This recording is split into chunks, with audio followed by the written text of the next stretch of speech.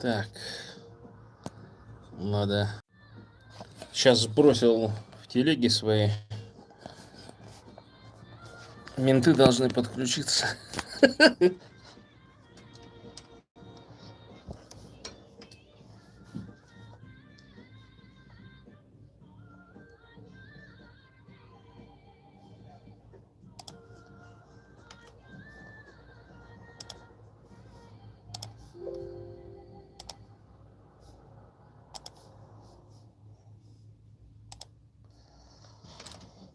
Здравствуйте, здравствуйте, дорогие друзья.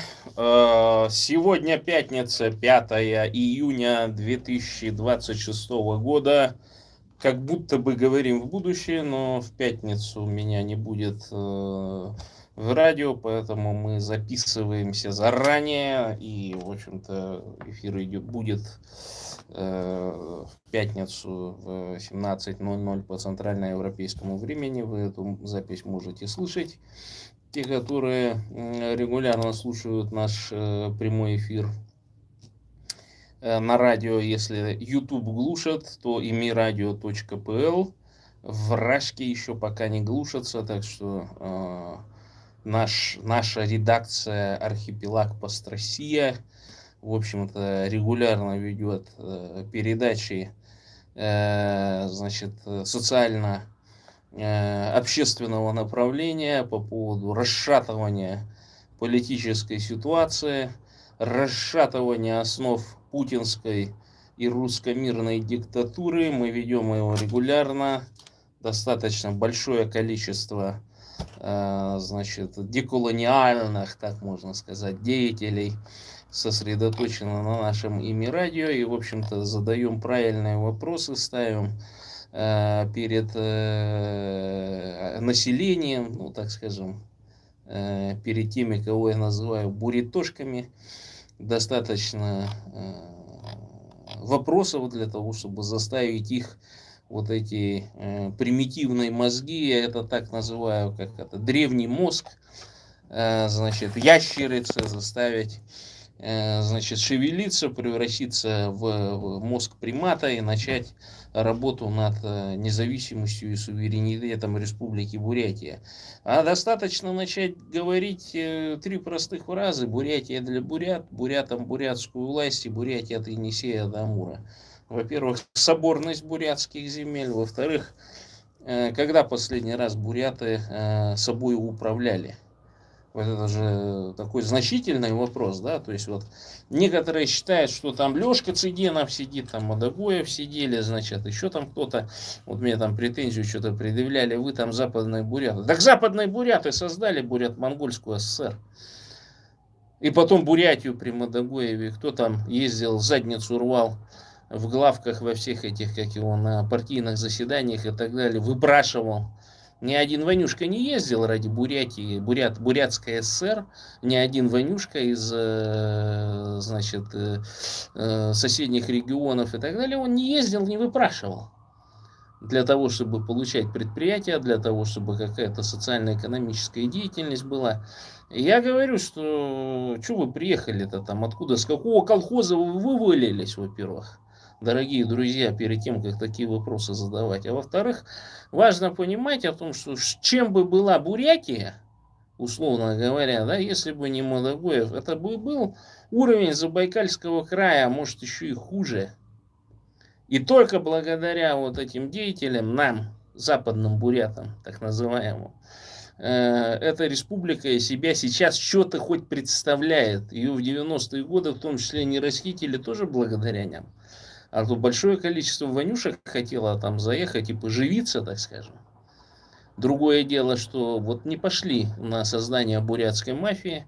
В 90-е годы не выбросили на мороз практически ни одного руководителя вот этих предприятий, да, которые потом отошли в различного рода там федеральными центрами и так далее. И даже немцу Гейдебрехту удалось национализировать, ну, точнее не национализировать, приватизировать крупнейшее вот это предприятие, Селенгинский ЦКК, который производил высококачественную целлюлозу, в том числе на военные нужды. Это было экспортное предприятие. Целлюлоза там производилась достаточно высокого качества, и не только на картонной коробке, так скажем, шло. Большие деньги. Потом понятно, что Гейдебрехта швыранули, киданули и все прочее через, в том числе, банкротизацию Байкалбанка, потому что его убедили, что, мол, давай туда денежки положишь, там в какие-нибудь золотые сертификаты вложишь, а потом хоп, и швыранули. Ну, это ладно, это другая история, но тем не менее,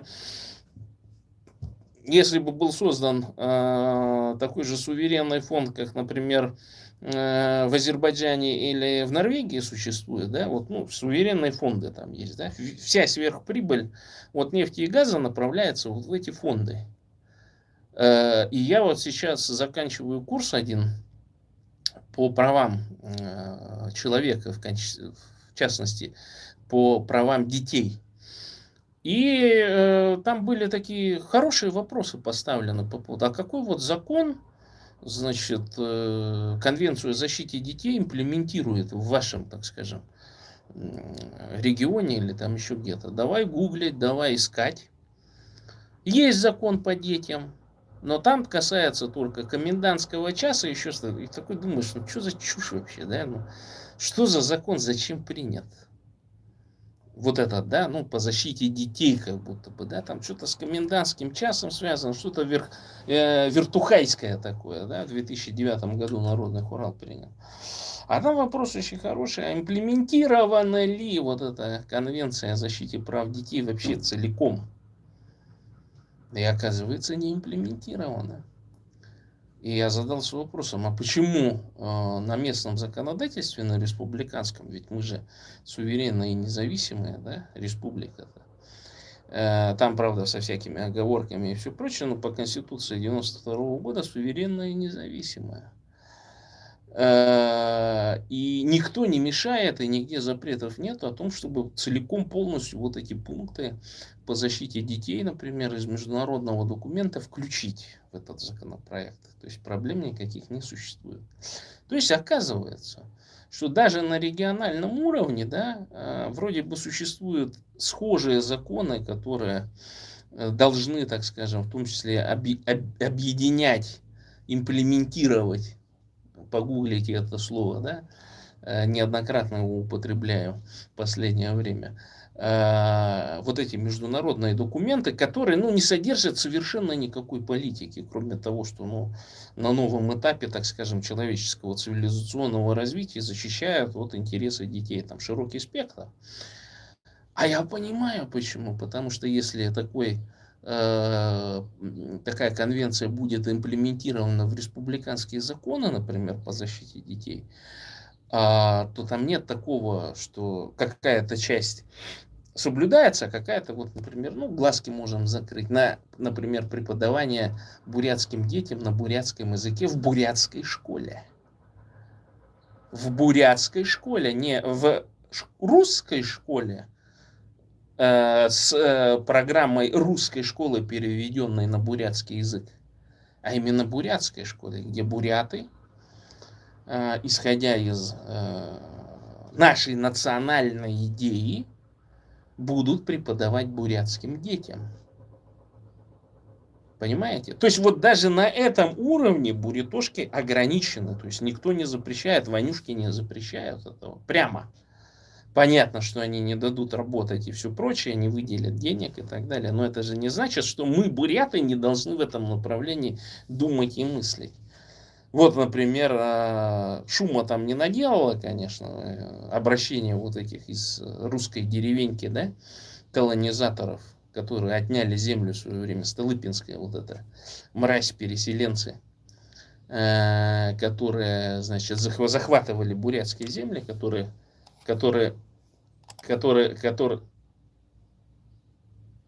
буряты, значит, распахивали перед этим там на протяжении 50-70 лет. Это наша бурятская земля была.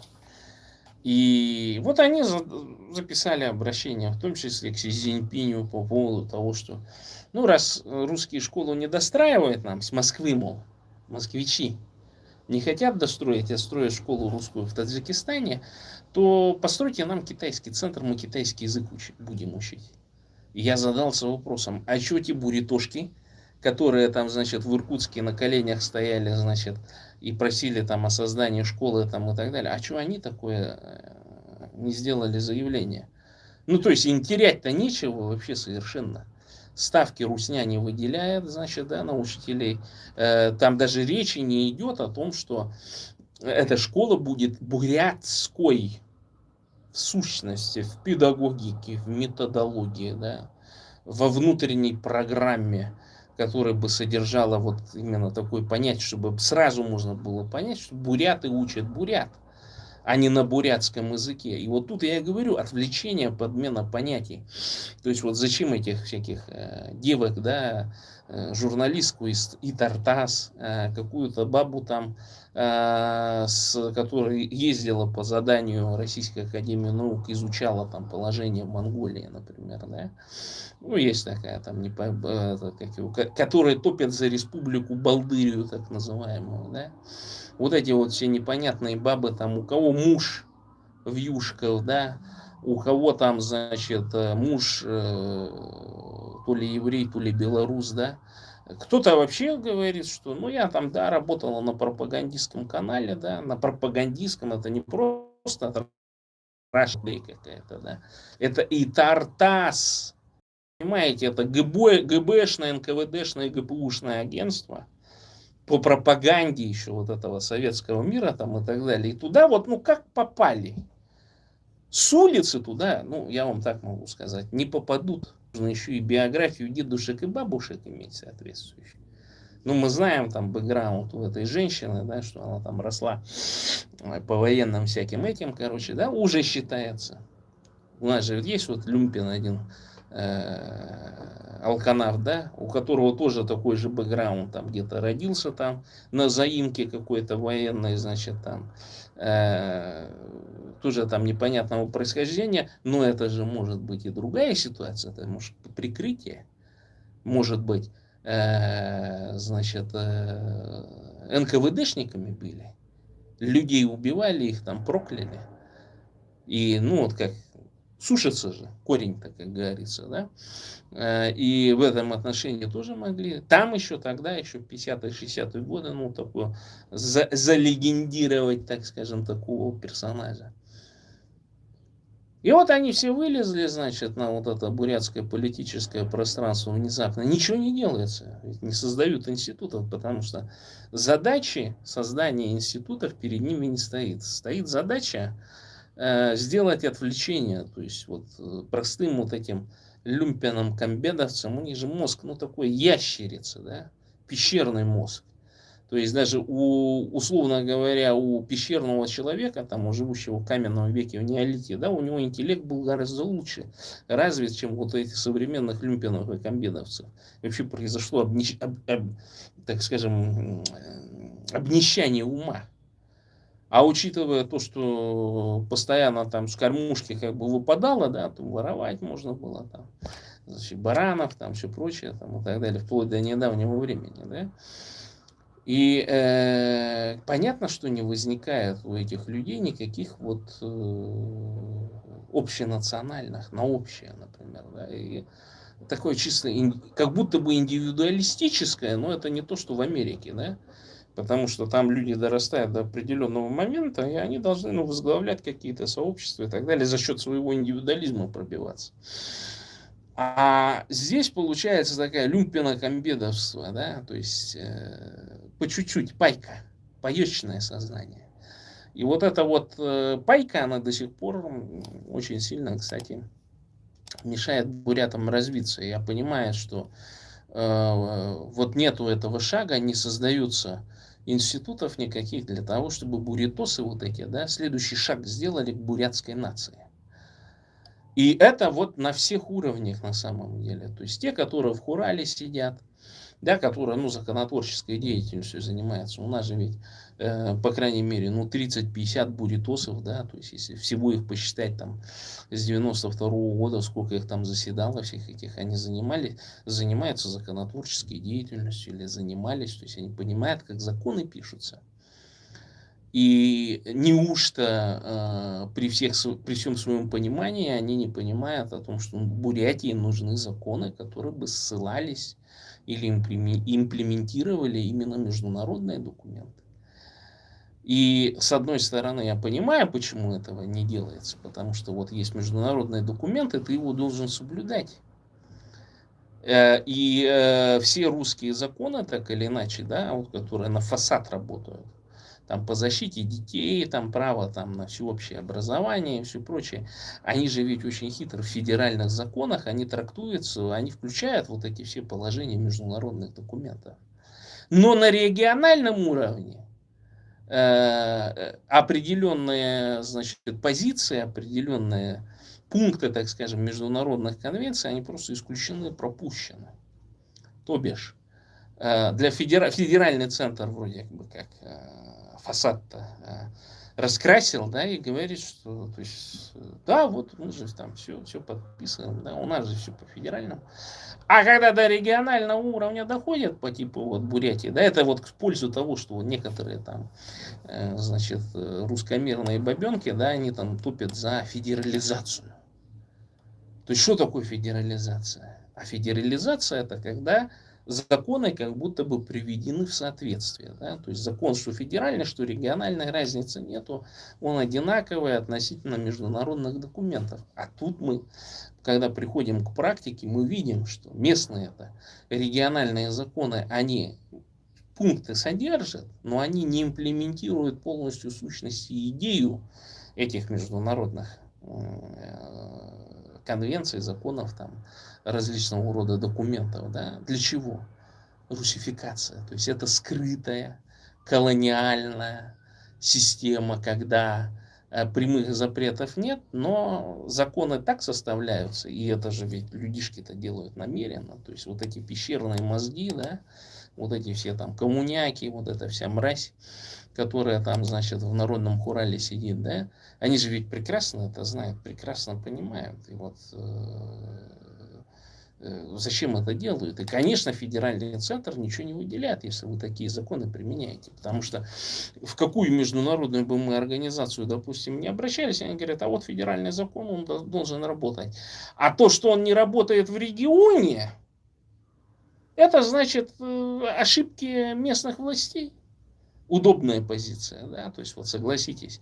То есть и рада бы, например, создать бурятскую школу для бурятских детей согласно бурятской педагогической мысли.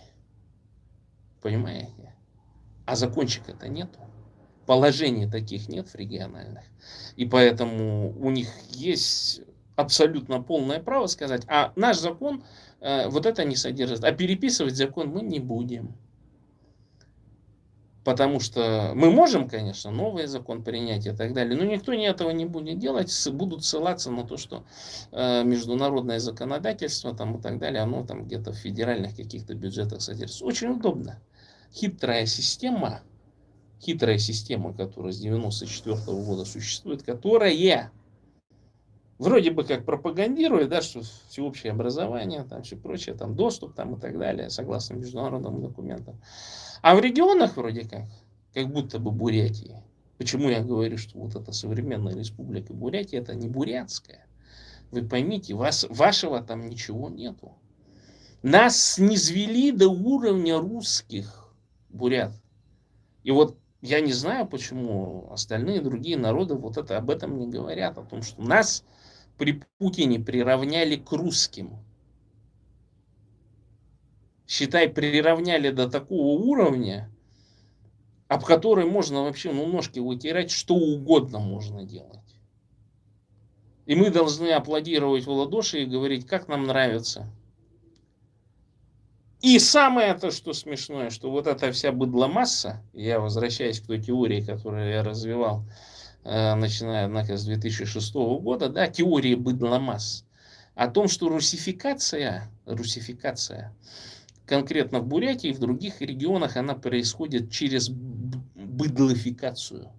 То есть из бурят превращают быдло вот это обыдленное население, да, можно сказать, назвать его, ну, его советским нельзя назвать, там, да, ну, вот близко, люмпено-комбедовское, это я потом терминологию другую разработал, который бы вот, ну, конкретно соответствовал, потому что, ну, у меня перед глазами есть советские люди, бурятские, да, которые вот действительно строили советское общество, были честными там коммунистами там и так далее, по заветам партии жили и так далее. Ничего никогда не украли, никогда никому не соврали. Были такие люди. И конец, ну то есть суммарно можно сказать, что да, они пользовались благами там советской власти, получали, но если бы они работали в условиях капитализма, это были бы миллионеры, они бы за свою жизнь заработали на несколько поколений вперед денег, оставили бы честно заработанные деньги. А так их советская власть использовала их потенциал, приводила к тому, что эти люди работали на благо вот этих люмпинокомбедовцев, да, которые все, ну, когда пришло время брать власть в свои руки, ну, все выпустили из рук в 90-е годы. И вот в этом-то как раз есть проблема вот этого русского колониализма, о том, что они создают такие условия, когда строится симулятор борьбы, симулятор сопротивления. Да? То есть вот сейчас это приобретает, значит, черты инфо-цыганства. То есть я смотрю, то есть везде, ну, начнем, например, с карты Монгола, да, в чистом виде мошенничество, неприкрытое, в чистом виде, значит, инфо-цыганщина, то есть вот самого такого низкого пошиба, да, то есть создали с помощью режиссеров, так скажем, да, с помощью вот этих толпы вот этих мошенников, да, которые, ну, они объединены, так скажем, в определенное там, значит, вот эти криминальные братства, да, этот Коля там известный, да, который обманул американскую госслужащую, ну, я не знаю, какая его там судьба, но вроде как, может быть, даже уже получил грин-карту на основании этого своего обмана, но сейчас, наверное, трясется, что кто-нибудь напишет письмо в государственный департамент, скажет, вот давайте-ка вот этого мошенника депортникать кого обратно, никакой он там не активист, никто его не похищал. Он просто там смошенничал, короче, там людей на бабки кинул и обдурил вашу там эмпатичную работницу, например. Да, ну вот эта вот вся система, посмотрите, прорисовывается. Но у того мозга хватило не лезть дальше, себя не позорить, так скажем, не говорить и не бегать, что он там главный бурятский оппозиционер и так далее. Он понял, когда, ну, как настоящий природный, значит, мошенник, понял, когда надо в кусты отпрыгнуть. Ну, потому что на весах или вернуться, значит, как Баир, режиссер, там, с какими-то, с набором статей и там на 30 лет залететь на парашу, да, либо, ну, в Америке затихариться там, ну, и тоже что-то там подбалтывать, короче, что они там такие великие бурят-монголы, да все, да все прочее. Потом вот это второй, значит, вот это бурят-монгольство, да, вот это все.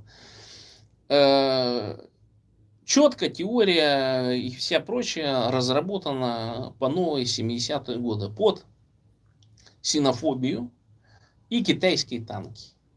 Теперь вот это все бурят-монгольство, все вот эти наработки, там все прочие всякие вот эти там сказки, истории там фейковые. Теперь мы за это расплачиваемся, что вот эти дурачки, люмпино-комбедовцы, да, у которых, ну, ничего своего нету, национального нету, никаких семейных историй нет, ну, ему там внедрили, что вот они герои, что там они великие, значит, воины, борцы, там, Субэдэи, там, и так далее, да. Как вот недавно в ТВ, например, орден Субэдэя учредили, и там же был такой прогон о том, что, значит, что Шойгу это эманация Субэдэя, да, значит, что в 2014 году, вот, когда заходили там Иловайск и так далее, что это битва на Калке была, да. А потом-то вспомнили, что у русских-то модель-то другая, они же там тоже инфо-цыганничают, да, что даже Субэдэй такого русские ж княжества разбил. Не какие-то отдельно украинские. Да? Ну и вот нужно было как-то это сочетать. И они не могли от этого отказаться. От того, что там придумали для тувинцев. Да? И продолжали, сделали этот орден Субэдэя, даже кому-то успели вручить его, короче. Все это вроде в их вот этой имплементированной русней идеологии все нормально было. То есть, если бы они это не афишировали и так далее, что тихо бы там, орден СУБД, там все прочее в ТВ там, и так далее, по-тихому бы вручали и все прочее, ну, может быть, бы оно прижилось. Так эти-то пугнулись, это как это? СУБД-то уничтожал русских. Понимаете? То есть одна идеология, вот такая, которую набросили специально, то есть она должна была там где-то в ТВ остаться, там и невидимый, так скажем, дело быть. А тут орден целый. Как орден Суворова или орден Победы. То есть, чего там хотят этот увинцы? Убивать русских? Орден за убийство русских князей давать. Понимаете? Там, ну и тем более Шойгу теперь не в фаворе, да, теперь он там не пойми кто, не пойми кем. И в этом отношении вот вы должны понимать, да, как вот эта инфо-цыганщина, вот это все прочее работает, да, вместе с этим бурят-монгольством. Потому что, а что там мешает? Орден Чингисхана давайте в Бурятии учредим, там, памятник Чингисхану надо ставить, там, да, удревнить Улан-Удэ, что он не русскими основан, а гуннами, например, и так далее. То есть вот это же все можно сделать, да. Ну и там тоже такие вот всякие маргинальные эти подбрасывают, надо чем-то там заниматься. Ну и вот эти всякие там эти так называемые бурят-монголы, ну просто тупо наглую, вообще бессовестно, несмотря на то, что... Ну то есть такое ощущение выходит, да, что буряты вообще, ну, какие-то необразованные, какие-то глупые в сказки верят. Что бурятский язык там 2000 лет. Что буряты там существовали там чуть ли не всегда, короче, да, то есть еще там какие-то идеологии такие довольно странные. Буряты, да, автохтонный народ, но с бурятским языком это не обязательно ассоциация прямая. И вообще, кто вам сказал, что западные буряты, например, вообще монголы? Ну, генетические, например. Есть же генетические исследования, да, но есть, понятно, социальная структура и так далее. То есть, собственно, мы, точнее, вы-то буряты, потому что это мы буряты, потому что мы воевали с ванюшками в свое время, да, а кто-то просто, ну, чик, и сдался, так скажем, да, вот, тоже тонкости определенные. И, естественно, вот в этих тонкостях и нюансах, да, очень удобно вот эти вот теории, они очень легко там залетают, например. И все это инфо-цыганщина в чистом виде. Сейчас другой слой инфо-цыганщины, это значит, нужно проработать травмы бурятские. Мол, вот это вот все, что существует, да, в том числе бурятский национализм, Бурятия для бурят и так далее, это, мол, последствия травмы. Это психологическая проблема. Это не то, что у нас физически отняли земли, там, да, нас извели до уровня вонюшек, русни, да, что у нас отобрали наши права на недра, на землю, на частную собственность на землю, да, и все прочее. Огромные территории. Мы их лишены и превратили нас в обыкновенных граждан Российской Федерации, да, уравняв вот с этим отребием, которое колонизировало и порабощало бурят, да. То есть это не вот это, на это обращать внимание, что какая-то, мол, травма вот там есть, что там в нее там камнями кидали, там еще что-то сделали, да, а она бац там, когда у нее там, ну, отросло и волосня полезла, раз и под русского легла, да, при всем при этом, то кому травмы-то надо обрабатывать-то? Нам, бурятским националистам, патриотам бурятской земли, Бурятия для бурят, бурятам бурятскую власть, Бурятия от Енисея до Амура, или вот таким бабам непонятным, которые заделались профессиональными бурятками, так скажем, да, и после февраля 2022 года на ответственное задание получили в определенных комитетах и так далее. Вот и пустили. Почему? Потому что русский мир, он боится того, что буряты, тывинцы, саха проснутся.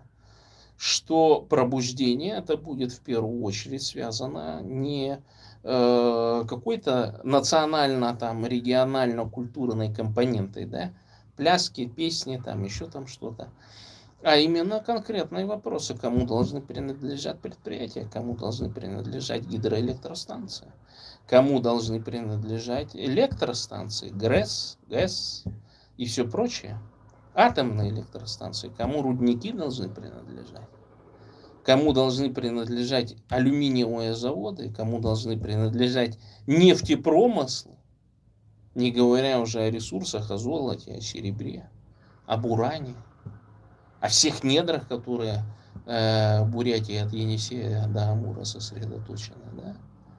И другой вопрос, естественно. Почему, где, я всегда этот вопрос задавал, где русский закон, который бы, например, это часто вот с люмпино-комбедовцами приходилось спорить, и я, говорит, хозяин земли этой, там, вот так, это, бурят-монгольски это было сказано, брошено, значит. А я говорю, а где русский закон, который закрепляет за тобой эту землю? Ты же понимаешь, что ты работаешь, вообще существуешь в рамках вот этого колониального русского законодательства. Я говорю, пока вы не добьетесь того, чтобы был отдельный закон, принятый Госдумой, который бы конкретно закреплял за вами территории и земли, как это сделано во всех нормальных демократиях мира, да, ничего вы особенных каких-то прав не будете иметь. И это я говорил еще за 10, за 15 лет назад на вот этих пьяных посиделках наших великих бурятских ученых БНЦ. И вот эта бурят-монгольская идеология, она мешает делать конкретные вещи. Да? То есть создавать, например, правозащитные организации, которые бы работали, исходя из международных документов, которые приняты на основе, в том числе, соблюдения частной собственности и всего прочего. Ведь если мы посмотрим мировую статистику, ту же Африку, например, и так далее, да, бедная Африка, да, там какие-то свои проблемы и так далее, но племена, которые живут там и поделены между разными государствами, они обладают там суверенностью над своими территориями, на которых жили их предки. И там войны случались, например, в той же Нигерии, когда федеральное правительство, условно говоря, захотело добывать нефть и красть эту нефть с племенной территории.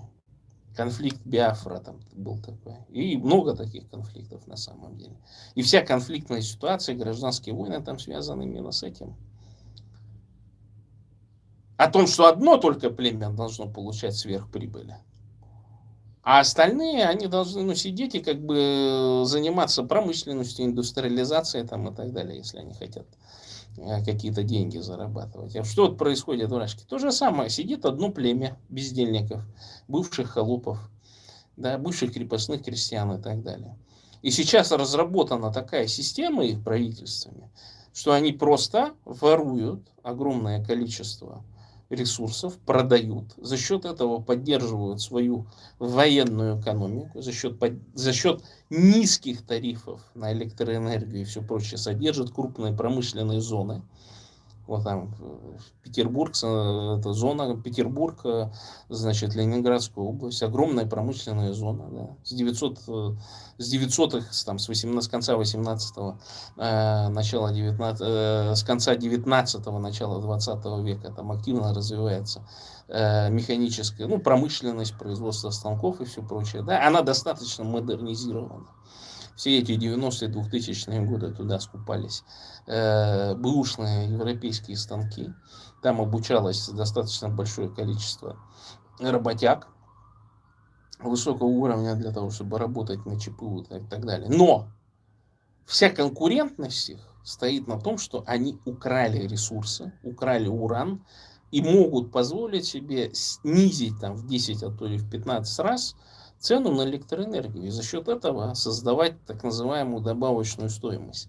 И за счет того, что выплачивать низкие зарплаты относительно европейских, да, могут позволить в 2 или в 3 раза дешевле делать какую-то схожую продукцию. И продавать точно так же ее на Запад. И как только вот эта вся система колониальная разрушится, когда исчезнет украденный продукт, украденный ресурс у нас, у бурят, у саха, у представителей других наций, например, да, вся эта система посыпется. Потому что придется тем же независимым, так скажем, новым, вновь образованным, так скажем, регионалистским значит, формированием закупать по мировой цене. А почему вы думаете, что Ханты и Манси, например, будут продавать нефть в ту же Ингрию по какой-то особенной внутренней цене? Она будет продаваться по мировой цене, по 60, по 40, по 45 баррелей долларов за баррель. А не так, по какой цене она сейчас поставляется там, в виде деревянных рублей или электронных рублей и так далее. Это-то важно понимать, но понимание пока не доходит до многих, так скажем, представителей регионалистских движений, что они довольствуются тем, что существуют, так скажем, современные их экономики на украденном. И поэтому, когда вот этих набросилась какая-то ненормальная нацистка на бурятских мамочек, да, с претензией, что они приехали, там, ее там социальное какое-то преимущество разворовывать и так далее. Так мы приехали добирать свое. Эти бурятки приехали в тот регион, потому что мы ограблены. Бурятский регион ограблен. От Бурятии, от Енисея до Амура отдают огромное количество ресурсов на содержание миллионов русских бездельников, русских крепостных, которые в том числе не хотят никакие свои обязательства исполнять. Сколько? Миллион убежало в 2022 году. И на что они здесь живут? Что они сюда приехали, сразу все на велфер прыгнули, на бюргергельд, как Шафиров или Баиров, например, и так далее. Нет, они уехали с огромными ресурсами, наворованными за эти 30 лет. Понимаете? И вот о чем мы сейчас говорим, о том, что диспропорции, никакого федерализма вообще в помине не должно быть, только независимость и суверенитет, только мировые цены на наши ресурсы. Для всяких псковских, смоленских, там, нижегородских, там, московского региона, там, прочих и так далее. И вот мы тогда посмотрим, а как такая экономика будет существовать там. И вообще, будет ли она существовать? И не сократится ли из-за этого резко тамошнее население, например? Не захотят ли они в Великой Бурятии жить от Енисея до Амура? Потому что мы будем работать в нашей Бурятии для бурят, для местного населения, так скажем. Мне там смешно было, кто-то там вопрос какой-то задал, что вы, мол, будете с лишним населением делать в Бурятии? Я говорю, ну как, обмен сделаем. Вы нам, значит, танки, а мы вам население. И там кто-то вмешался, а мы это, говорит, я говорю, ну нам эти,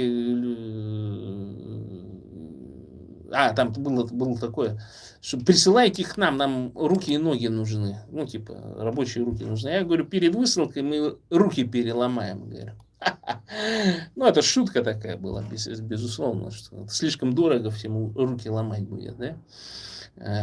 Есть более простые методы, так скажем. И в этом отношении, естественно, вот сейчас мировая экономика, она же существенно меняется. Вот лампа, например, да, на меня светит. Кем? Учеными придумано 20 лет назад. Светодиоды, светоопускающие. Не, они, понятно, что диоды и вообще вся эта система, она придумана гораздо раньше, но конкретно здесь вот используются, скорее всего, органические светодиоды, не кристаллические, не на какой-то там, значит, светоиспускающий слой там, и так далее. То есть это чисто органика. Благодаря вот только этой разработке удалось снизить энергопотребление в 10 раз. Вы просто не понимаете порядок это. То есть вы раньше, допустим, 100 рублей платили, да, за там, свет, который с лампы там падал. А теперь вы платите 10. Но если взять целую экономику, это же какие огромные сбережения, да, и почему сейчас, собственно говоря, возможно стало в том же Китае, там, в других странах, там, правда, запретили майнингом заниматься, да, то есть куда-то нужно было вот эти ресурсы, высвобождающиеся, деть. И когда ты вот это понимаешь, из-за чего весь этот майнинг пошел, из-за чего сейчас вот развитие мощное идет искусственного интеллекта и так далее, это высвободились ресурсы при тех же самых затратах там, сжигания мазута, нефти, угля, значит, атомной электроэнергетики и так далее. Да, высвободились ресурсы, которые можно потратить на следующую технологическую революцию. Вот куда мир идет, вот куда стремится. И естественно, что вот эти диктатуры типа русского мира, они же ведь зачем вот эти все конфликты и так далее устраивают? Для того, чтобы поиграть на ценах, стабилизировать цены на нефть и газ и на все прочее.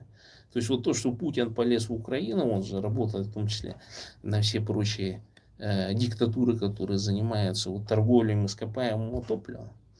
Неспроста там Ротшильды там, или какие-то другие там еврейские богатеи, они в 20-м или в 21-м году полностью вышли из этих ресурсов. То есть они сказали, что мы видим, что спекуляция на этом уже она не приносит никаких ресурсов. То есть это уже будет прошлый век. Что уровень потребления снизится за счет разработки новых технологий, за счет разработки термоядерных и альтернативных, так скажем, источников света, да. И мы приходим к тому, что вот именно те государства, которые соблюдают эти международные, и как это, какая-то вот эта связь между демократиями и, значит, технологическим превосходством, а именно в том, что только в странах демократии возможно развитие мысли научной за счет конкуренции, за счет того, что какие-то не совсем готовые к воспроизводству технологий, они просто отмирают. Какие-то дорогие технологии, разработанные ради сиюминутного, так скажем, решения вопросов, да, они дорогие, и их надо удешевлять, и находятся ученые, находятся исследователи, которые это делают за относительно небольшие средства.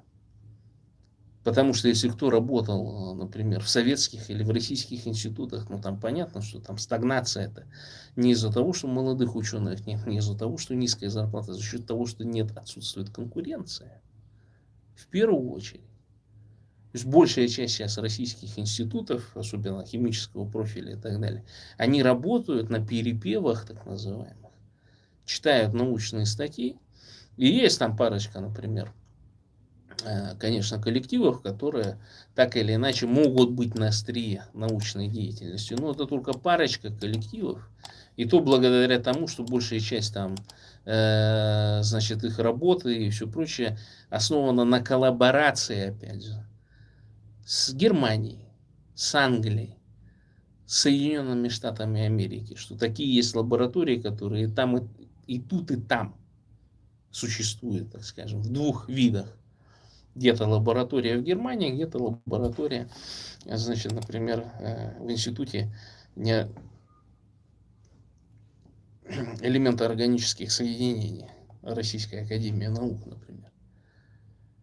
И за счет этого им еще удается держать какой-то паритет, так скажем, в исследованиях и так далее. Но это единичные просто случаи.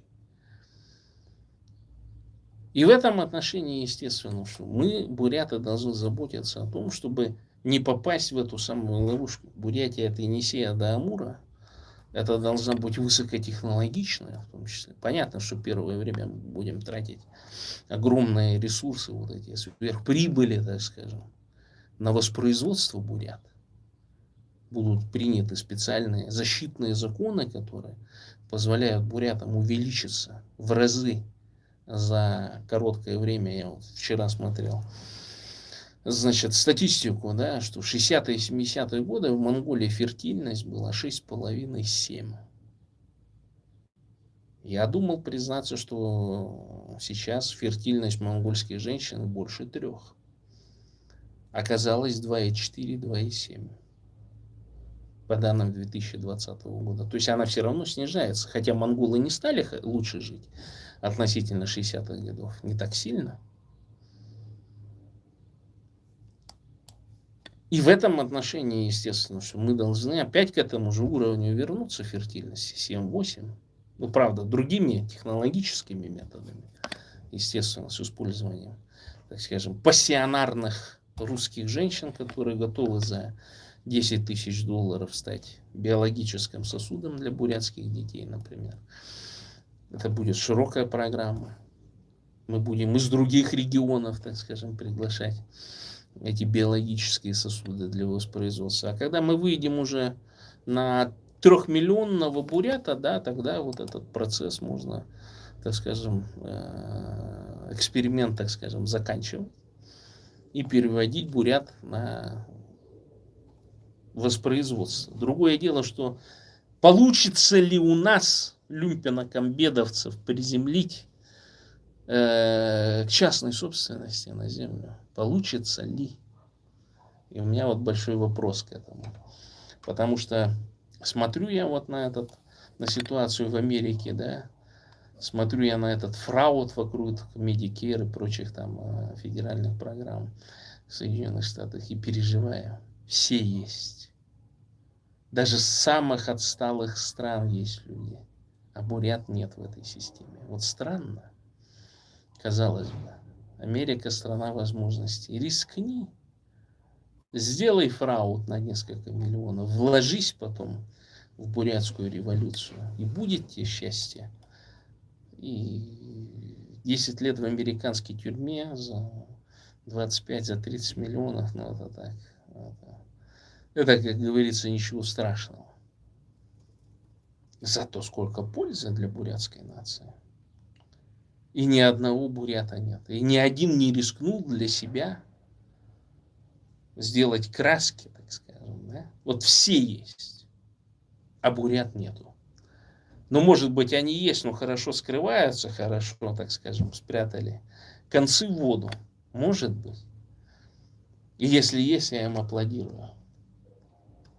Я им аплодирую таким людям. Выйдите со мной на связь. Подписка, лайк, репост приветствуется. Ну и на сегодня я, пожалуй, будем завершать нашу передачу. Значит, в пятницу выйдет в виде повторения. С вами мы прощаемся на несколько недель. Я, может быть, буду делать шортсы, там, выходить по каким-то важным определенным вопросам. Значит, бросайте это все инфо-цыганство. Бурят-монгольство — это русская идеология. Всякие там, значит, инфо-цыганы, современные инфо-цыгане, которые там говорят про прорабатываемость, начните с себя. Себя сначала проработайте, а потом нам, бурятам, так скажем, давайте советы, бурятским националистам в том числе, там, давайте советы, там, что делать. С себя начните сначала. Сагитируйте своих русских детей, русских мужей на борьбу с русским миром, за уничтожение русского мира, за уничтожение путинской России. А потом уже говорите там про проработанность, там, про какие-то там, значит, психологические травмы там, и все прочее. Денег вам все равно американцы не дадут, потому что нет ярких лидеров, да и гранты вы, скорее всего, писать не умеете. А почему такое происходит? Потому что надо работать с международными институтами. А если вы глупые клуши, которые вообще в принципе в международном праве нигде не разбираетесь, не понимаете, не можете отличить концепцию от конвенции, например, то куда вы вообще лезете? Кому вы вообще советы даете? И из этого только исходит, понимаете, что это захват информационного пространства для того, чтобы, ну, таких же, на таких же точно рассчитано, чтобы вот такие же люмпины-комбедовцы, которые выбрались интуитивно, где-то может быть просто за компанию, так скажем, да, чтобы не конвертнулись вдруг в бурятских националистов. И поэтому вот скармливается это бурят-монгольство, это псевдоидеология, скармливаются вот эти всякие, значит, левацкие эти идеологии там и так далее, которые не для вас созданы. Это не для бурят создано. Это создано для других, которые там столетиями, тысячелетиями живут в условиях частного капитала и так далее.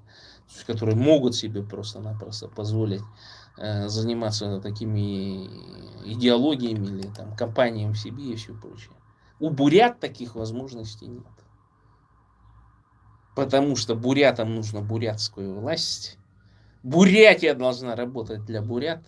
И Бурятия от Енисея до Амура. Бурятам бурятскую власть. Бурятия для бурят. Бурятия от Енисея до Амура. Бурятия для бурят. Бурятам бурятскую власть. Бурятия от Енисея до Амура. Только так и не иначе. Сим победим! Вступайте в ряды бурятских националистов. Всем пока и до новых встреч!